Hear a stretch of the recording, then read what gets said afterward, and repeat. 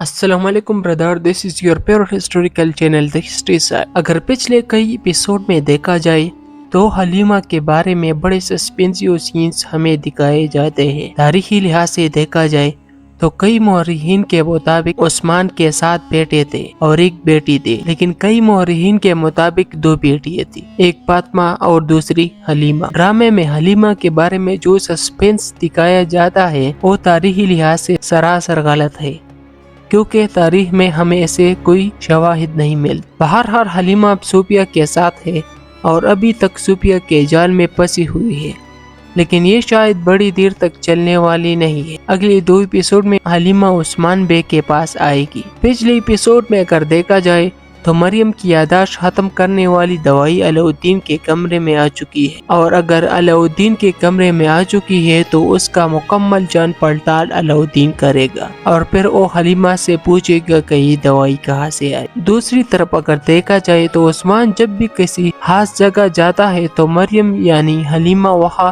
نمودار ہوتی ہے۔ بالا کے لحاظ سے دیکھا جائے بالا کی قید کی وجہ بھی وہ تھی۔ اب قبیلے والے مریم پر شک کرنا شروع کریں گے۔ اگلی ایپیسوڈ کے ٹریلر میں دکھایا جاتا ہے کہ بالا نے صوفیہ کو پکڑ لیا ہے، اور اس بات کے 100% امکانات ہے کہ مریم صوفیہ کے ساتھ ملنا چاہے گی اور وہ اسے آزاد کرنے کی کوشش کرے گی۔ ایسا بھی ہو سکتا ہے کہ مریم کو صوفیہ کے ساتھ کوئی دیکھے گا اور وہ عثمان بھائی کو بتائے گا۔ جو بھی ہو پتہ چل جائے گا اگلی ایپیسوڈ میں، لیکن بزدار صاحب اس معاملے کو اور بڑھانے کی کوشش کر رہا ہے۔